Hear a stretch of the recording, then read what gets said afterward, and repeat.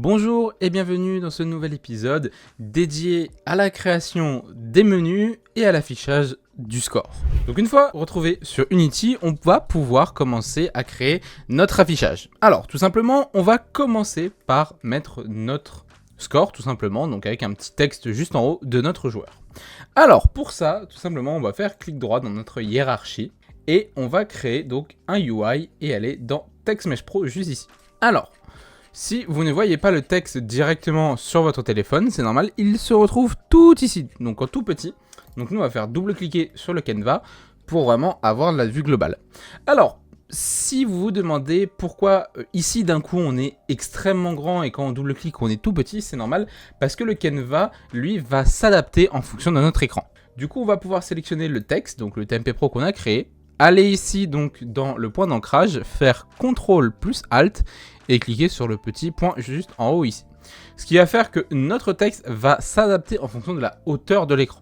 Donc nous on va pouvoir le descendre juste ici et on va pouvoir scale notre texte en auto size juste ici. On va ici cliquer donc sur le Rect Tool. Donc le mode auto size va nous permettre de faire en sorte que notre texte s'adapte en fonction de la taille qu'on va lui donner.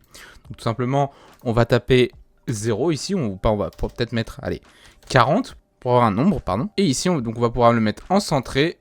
Et ici, on va pouvoir le mettre centré ici. Donc là, on voit que, bon, ça reste quand même petit. Du coup, on va mettre notre fonte. Alors pour ça, on va dans Font Asset, donc toujours dans le TMP Pro juste ici. On clique sur le petit rond et on va sélectionner la fonte qu'on a importée. Si vous avez ce petit problème, alors ne vous inquiétez pas, c'est tout à fait normal. On va dans Windows, dans TextMesh Pro juste ici, et Font Asset Creator. Ce problème-là arrive si vous êtes qu'en mode ASCII, juste ici. Il faut cliquer donc dans le caractère set ici et mettre dans le Extended ASCII, juste ici. Cliquez sur Generate Font Atlas. Une fois ceci fait, on fait Save As et on va donc mettre ici et on va faire remplacer. Et là, vous voyez que bah du coup, mon score, nickel, est bien apparu. Maintenant, dans Flappy Bird, on a quand même un score qui est beaucoup plus grand. Du coup, on va pouvoir faire donc déplacer le côté ici en appuyant sur Alt et Shift pour garder un effet de size correct sur les côtés. Donc ici, on va pouvoir en plus, juste appuyer sur Alt pour diminuer la zone de texte. Et on va pouvoir mettre la fonte, et ici, on va la mettre en plus grand. Donc nous, on va pouvoir mettre notre chiffre à nous, par exemple 180, ça va être très bien. Voilà. Ou même, on peut mettre 140 pour avoir quelque chose de plus semblable au jeu. Une fois ceci fait, on va pouvoir donc aller dans la fonte juste ici. Donc on va déplier la fonte et on va pouvoir ici retrouver Outline. Donc on va pouvoir mettre le thickness ici et là vous voyez déjà qu'on a un petit effet donc avec une petite line sur notre texte. Donc on va pouvoir ici cliquer sur Underlay et là on va pouvoir configurer un petit peu notre effet 3D de texte. Alors ici on a plusieurs modes, on a le mode normal et inner. Moi ce que je vous conseille ici c'est d'activer le offset X directement. Donc là on peut voir juste ici une sorte de petit cadre gris, donc on va pouvoir mettre notre noir en complet avec une intensité par exemple de 3. Donc l'intensité ne va pas changer grand chose.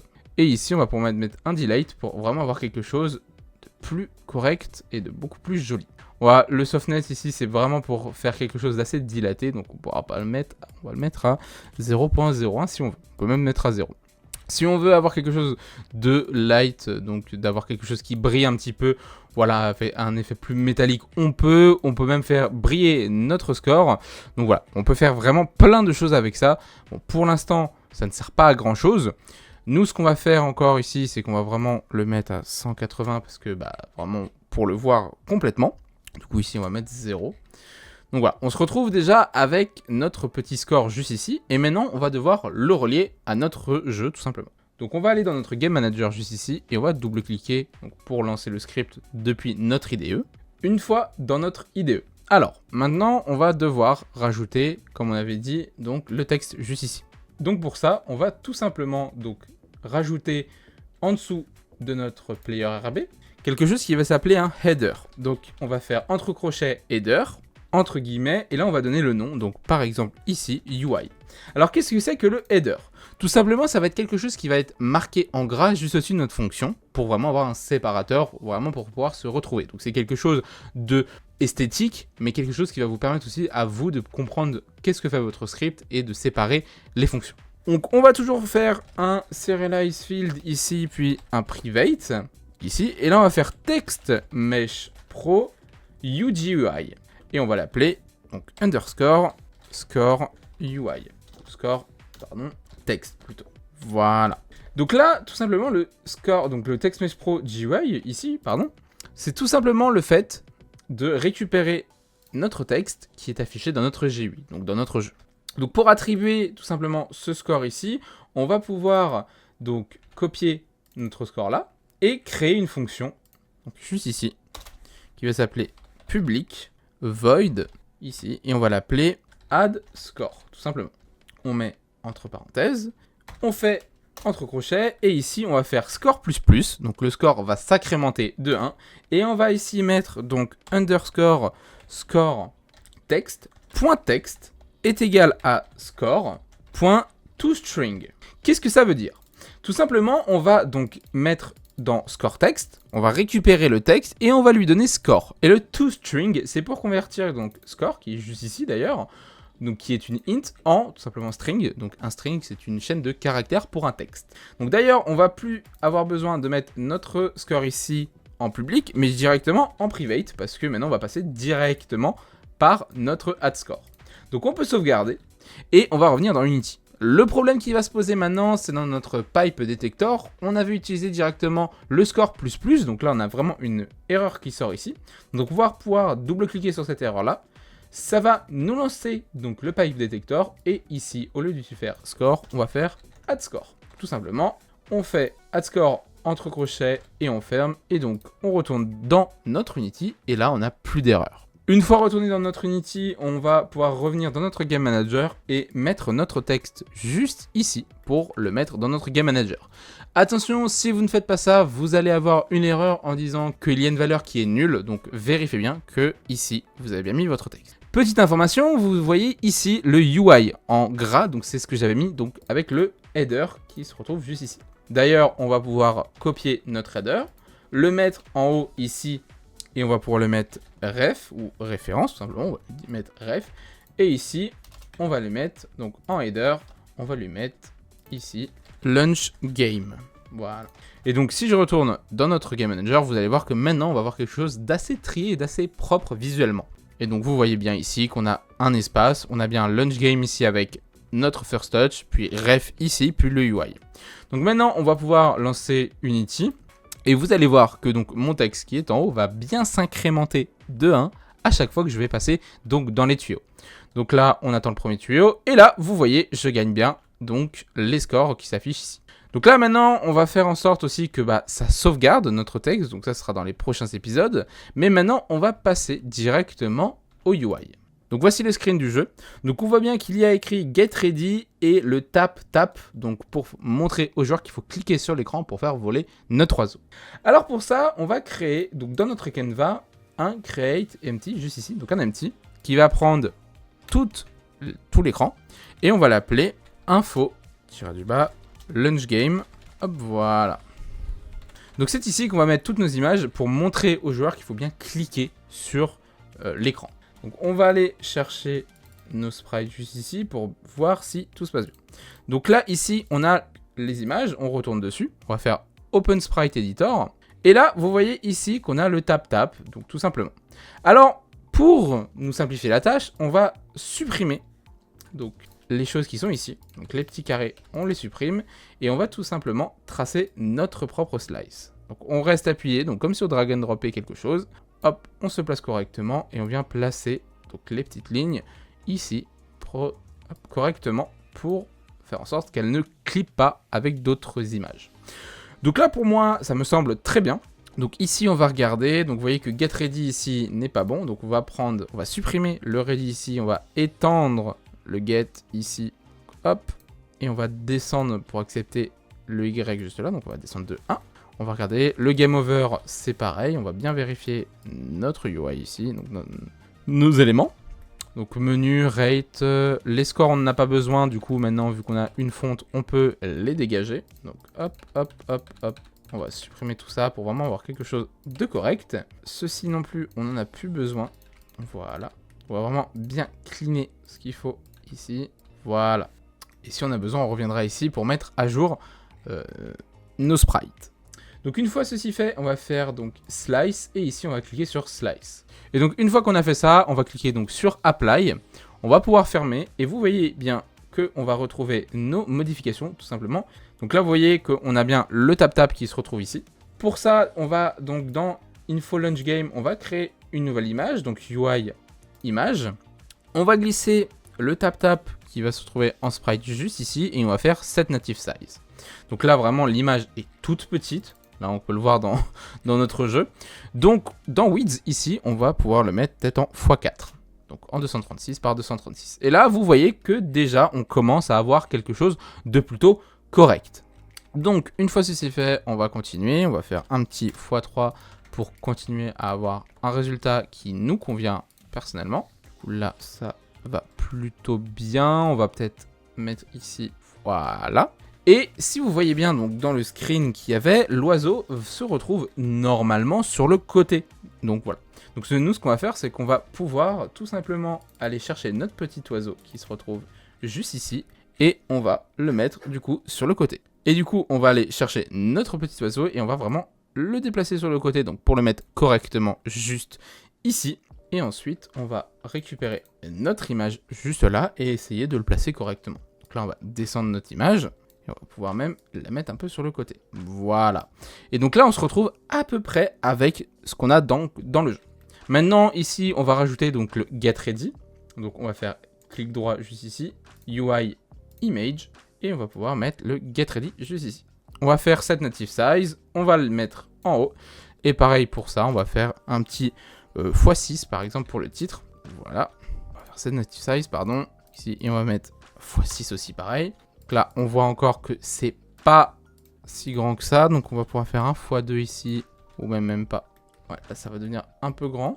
Donc là, pour bien mettre notre texte en plus grand, on va sélectionner le Rect Tool juste ici, faire un petit Alt et Shift pour garder donc la taille. Donc on voit bien que là, ça fonctionne correctement. On va descendre un petit peu le getReady et un petit peu notre texte. Et donc voilà, on commence déjà à avoir notre petit Flappy Bird. Du coup, on va quand même descendre le getReady là. Voilà. Donc là, ça me semble plutôt correct. Donc on va retourner encore un petit peu là. Et on va retourner chercher notre petit oiseau. Donc là, on fait vraiment les détails. Mais vous allez voir que c'est très important. Ok, super. Maintenant qu'on a ce genre d'informations, donc on a notre getReady, nos images juste ici. Donc le getReady, pardon, je vais encore un peu l'augmenter. Voilà. On va devoir désafficher, donc quand on va faire notre jeu, il va tout le temps rester sur l'écran. Nous, ce qu'on veut, c'est qu'une fois qu'on a appuyé sur notre écran, ça disparaisse.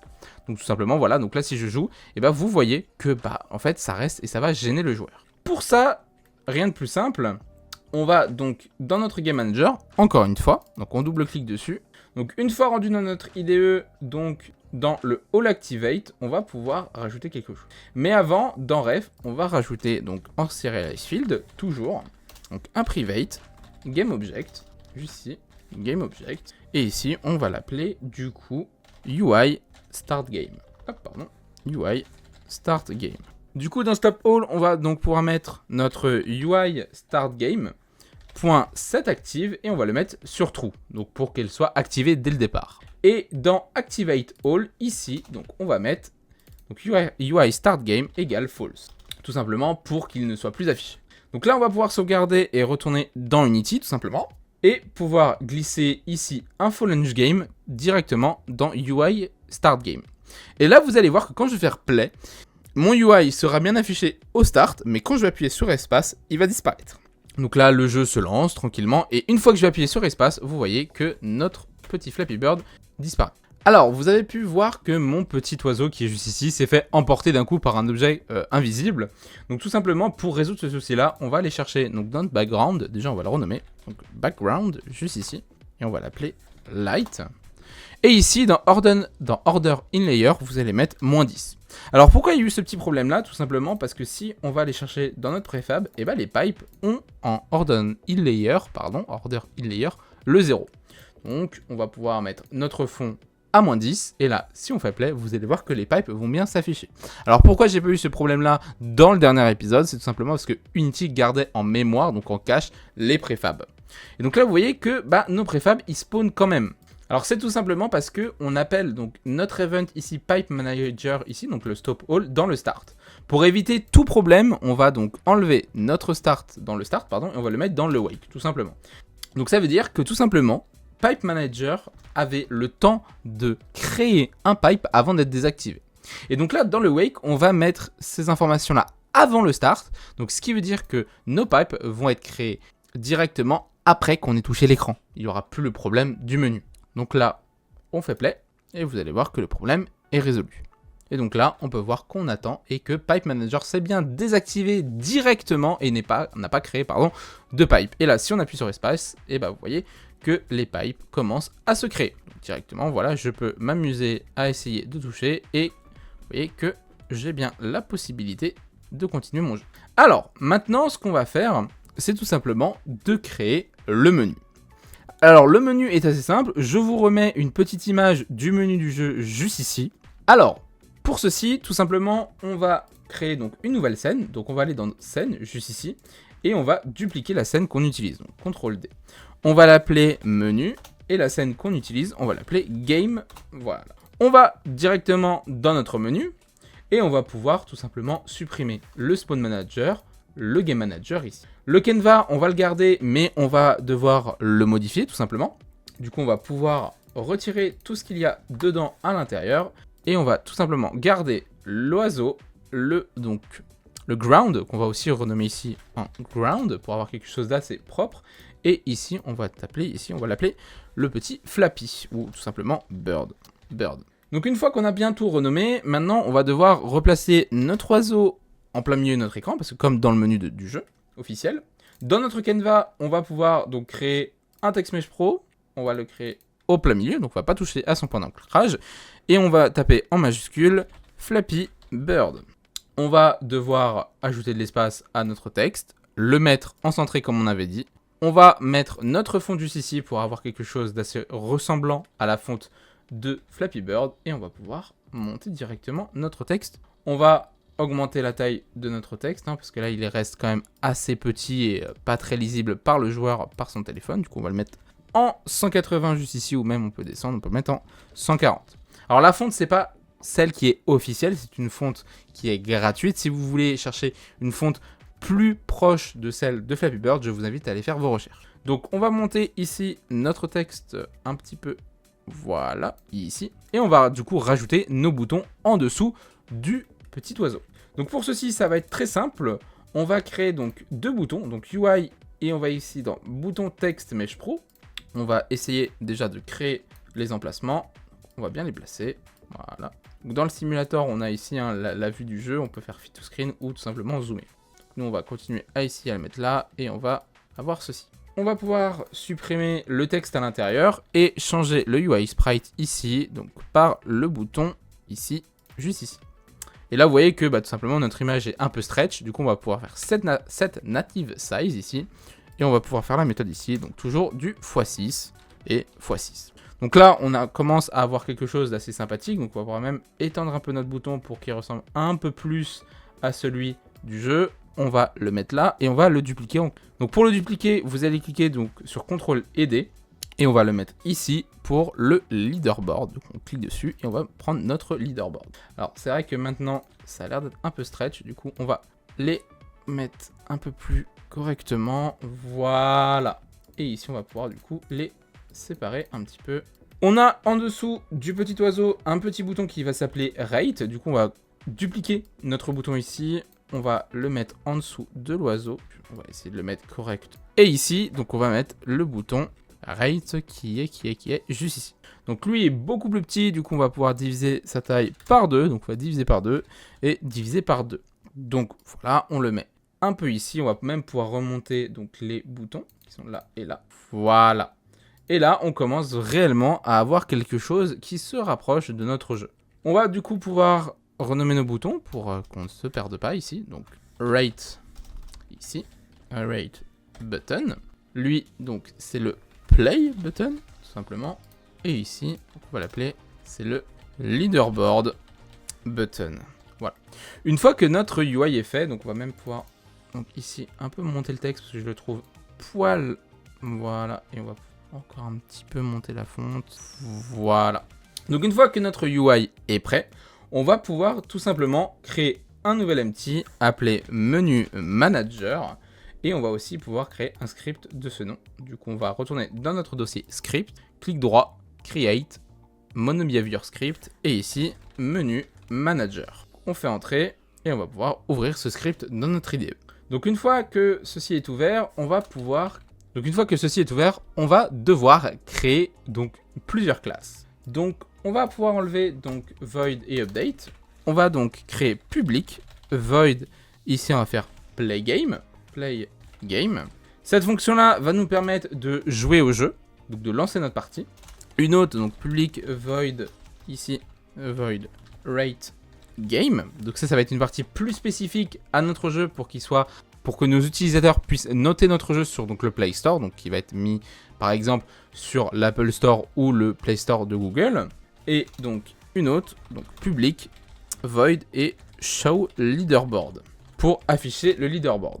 Nous allons voir ces deux fonctions dans la fin de cette playlist parce que c'est vraiment quelque chose qui va être rajouté en tout dernier une fois que le jeu sera complété. Donc ici dans le play game, on va rajouter une commande que vous ne connaissez pas encore, c'est le scene manager. Donc le scene manager de Unity, c'est ce qui va nous permettre quand on va build notre jeu de build plusieurs scènes. Donc on va aller checker ça. Pour aller voir ça, on va donc dans File ici et dans Build Profile. Et une fois qu'on se retrouve ici, vous voyez ici la scène list. La scène list, c'est tout simplement la même chose que le scene manager là, donc ça va puiser donc ici. Pour que ceci fonctionne, il faut qu'on ajoute nos scènes au préalable. Du coup, on va aller chercher nos scènes et vous voyez la vue game, donc la scène game pardon ici. Et du coup, pour ajouter notre scène ici, on va faire open scene list et on va pouvoir glisser et déposer notre scène ici, donc la scène du menu. Donc ici, on voit qu'il y a un ordre 0 et 1, c'est tout simplement l'ordre de démarrage. Donc la scène la plus haute va démarrer en première et la scène la plus bas vont suivre.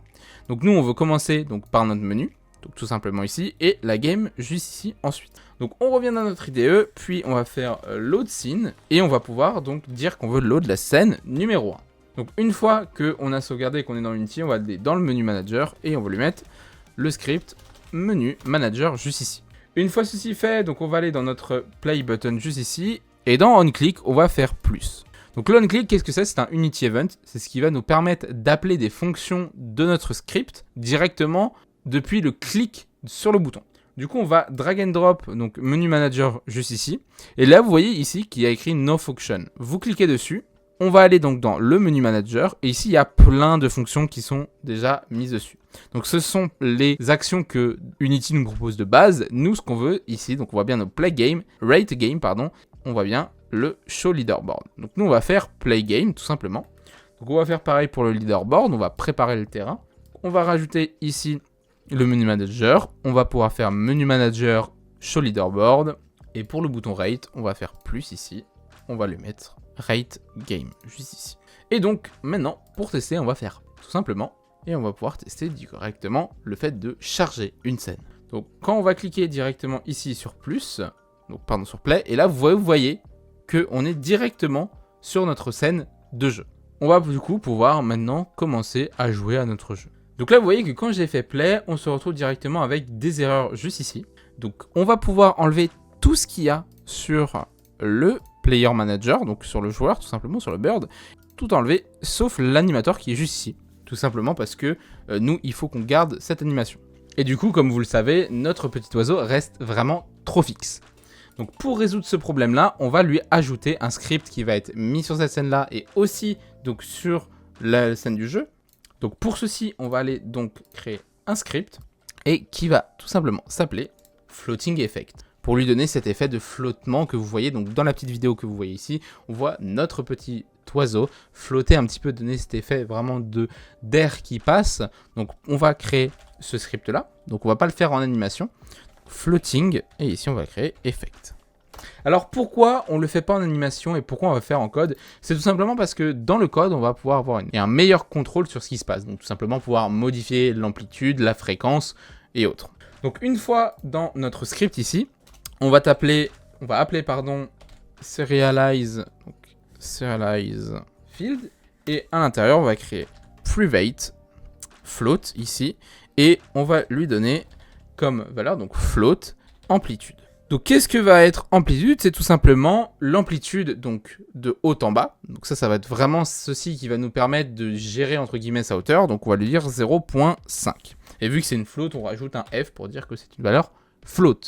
Puis après, on va rajouter un autre serialize field, private aussi donc un float. Pardon, private floats. Et lui, on va l'appeler donc tout simplement frequency juste ici. Frequency. Et on va lui donner en valeur 1 et on va lui mettre un F pour dire que c'est toujours une valeur float. Alors, frequency, qu'est-ce que ça va être? C'est simplement le fait de pouvoir répéter donc cette action-là. Donc plus elle sera petite, plus ça va vraiment avoir ce côté frénétique de haut en bas. Donc on va pouvoir ici donc rajouter une dernière fonction. Donc juste ici en private, un vecteur 3 du coup. Private, pardon, vecteur 2 et on va l'appeler start position. Donc pas besoin de vecteur 3 parce que nous on est que sur un jeu 2D, donc il n'y a pas besoin de l'axe Z, pardon. Donc dans notre start position, on va mettre start position est égal donc à transform.position, donc pour garder notre position de départ. Et dans notre void update, c'est là que tout va se passer. Donc on va créer une float. Donc cette float là, elle va être créée au moment où le update va être appelé, et du coup elle sera juste dans la mémoire, et dès qu'on va couper le jeu, elle n'existera plus. Donc est égal, float on va l'appeler amplitude exactement. Donc on va enlever le start position pour magnitude et on va faire mat f, donc simplement pour faire des calculs mathématiques, point sin. Donc là, pour ceux qui ont fait des maths, sin va nous permettre de créer donc cette onde, tout simplement, pour pouvoir vraiment avoir cet effet de flottement. Donc voilà. Donc on va mettre donc time.time, donc ça va être le temps du jeu tout simplement, fois donc frequency. Donc ça va nous permettre d'avoir vraiment ce côté ondulé sur tout le long du jeu, et avec frequency d'accélérer ou de vraiment rallonger cette ondulation pour avoir cet effet. Donc on va fermer ici les crochets, donc les parenthèses pardon, et on va lui donner donc l'amplitude, donc float amplitude juste ici. Donc là ça va nous permettre de gérer l'amplitude, la fréquence et tout simplement de la mettre donc dans amplitude. Maintenant on va devoir l'appliquer sur l'axe Y. Donc pour ça on va ici créer un transform, point position, et ici on va créer un new vector 2 parce qu'on n'a pas besoin non plus d'utiliser la valeur Z. À l'intérieur, donc on va ouvrir les parenthèses, on va faire start position, point x, donc on ne touche pas au x, et tout simplement on va faire ici start position point y plus donc ici amplitude. Et là on va vraiment avoir cet effet de flottement. Donc on peut sauvegarder ici et on va pouvoir retourner dans Unity. Donc une fois ça, on va pouvoir sélectionner notre bird et lui donner donc le petit floating effect. Donc là on a bien nos valeurs ici affichées, et quand on fait play, vous allez voir qu'on a cet effet d'ondulation qu'il y a dans le menu. Et là vous voyez bien qu'on a cet effet d'ondulation. Bon là c'est vraiment très exagéré. Du coup ici dans le floating amplitude on va pouvoir mettre 0,1. Et là vous voyez que on commence à avoir quelque chose d'assez représentatif. On va vraiment pouvoir mettre 0.05 par exemple. Et dans frequency on va mettre 0,2. Voilà. Voire même 5 par exemple. Donc plus on va accélérer, comme je l'ai dit, plus il y aura de fréquence, plus on va avoir cet effet de flottement, donc plus rapide. Et si on met 0,1, vraiment on va avoir quelque chose d'assez lent. Du coup quand on met 5, ça me plaît plutôt bien. On va même pouvoir diminuer ici à 0,2. Et là on commence à avoir l'effet escompté, donc vraiment avoir cet effet de flottement de notre oiseau. Donc pour sauvegarder tout simplement les valeurs, ici on va pouvoir faire clic droit, et ici on va faire copy component. On fait stop. Ici, donc quand vous voyez que quand on est en play mode, ça ne sauvegarde pas malheureusement. Du coup, on va faire les 3 petits points et paste component value. Et là, vous voyez qu'on a bien les valeurs qu'on avait copiées directement dans notre script. Et là, donc si je refais play, vous allez voir que ça a bien gardé en mémoire ceci. Et on a bien notre petit effet de flottement. Donc quand on fait play, par contre, on l'a plus dans l'autre scène parce qu'on l'a mis que dans notre menu. Donc pour résoudre ce souci-là, on va retourner donc dans notre scène Game, donc n'oubliez pas de sauvegarder la scène menu. On revient dans Game. On va cliquer tout simplement sur l'oiseau juste ici. On va cliquer sur les 3 petits points là et on va faire Paste Component as New. Donc là en fait on va pouvoir mettre notre script qu'on avait récupéré de la scène menu dans notre jeu Game. On va pouvoir donc lancer notre jeu et vous allez voir qu'on a bien donc cette ondulation, donc grâce à ce script là, directement dans notre jeu, dans la scène game, qui se retrouve juste ici. Le petit souci, c'est que quand on va faire, donc quand on va jouer, et bah cette ondulation va rester et nous on le veut pas. Du coup, on va devoir le désactiver dans notre game manager. Donc là, je vais vous le montrer. Donc si on appuie sur espace, et bah vous voyez que carrément notre joueur ne peut plus bouger et vraiment, ça va être dérangeant pour la suite. Du coup, pour désactiver ce script là, on va retourner donc dans notre game manager. Donc on redouble-clic dessus et on va revenir donc dans notre IDE et dans les refs ici. On va pouvoir remettre un serialize field ici, un private du coup. Ici, on va l'appeler floating effect et on va l'appeler effect. Voilà, tout simplement, ou même floating effect juste ici. Donc, on va lui mettre le petit underscore pour la nomenclature, donc juste ici. Donc ici, dans stop all, on va pouvoir faire donc floating effect.enable est égal à true parce que on va garder ce script-là activé pendant qu'on n'a pas cliqué sur l'écran. Et une fois qu'on a activé, donc dans le activate all, ici, on va pouvoir le passer false. Et là, vous allez voir que maintenant, on va pouvoir lancer notre jeu et jouer, et tout en gardant cet effet avant de taper sur l'écran. Donc, on va recharger notre script et on va surtout, et faut faire attention, de retourner dans notre game manager et d'attribuer donc floating effect. Donc, on va pouvoir sélectionner notre petit oiseau et le mettre directement floating effect juste ici. Donc, si vous voulez éviter de drag and drop à chaque fois vos objets, vous pouvez cliquer ici dans la petite boule. Donc là, ça va, on a un seul script, mais quand vous allez avoir par exemple plusieurs floating effects, vous allez avoir une liste beaucoup plus longue. Donc on va renommer donc, ici aussi dans notre scène les objets, donc bird, et ici ground pour se retrouver plus simplement. Et donc là, on peut faire play, et vous allez voir que cet effet d'ondulation, on l'a quand même le temps de toucher l'écran. Donc là, on a cet effet d'ondulation et quand je vais appuyer sur espace, et bah vous voyez que maintenant, je peux rejouer. Donc on a bien notre score qui se met à jour, on a bien cet effet d'ondulation et on a bien notre menu. Une petite nouveauté sur la chaîne, c'est que maintenant, vous avez accès gratuitement au code source du projet sur le GitHub. Donc n'hésitez pas à aller y faire un tour. Je vous mets le lien en description si vous voulez télécharger directement le Flappy Bird depuis GitHub. Il y a aussi un Discord en description, si vous voulez les rejoindre, n'hésitez pas, c'est là où on discute avec les communautés des projets en cours, même tout simplement de vos projets en cours, des tutoriels qui vont arriver et des playlists qui sont actuellement en cours. J'espère que cet petit épisode vous aura plu, n'hésitez pas à vous abonner et à liker et à poser vos questions en commentaire. Dans le prochain épisode, on va résoudre le problème du Flappy Bird qui se tape contre les tuyaux et part de l'écran. On va mettre en place le système de défaite et on va aussi mettre en place le système de fade entre les scènes. Et je vous dis, codez bien tout le monde.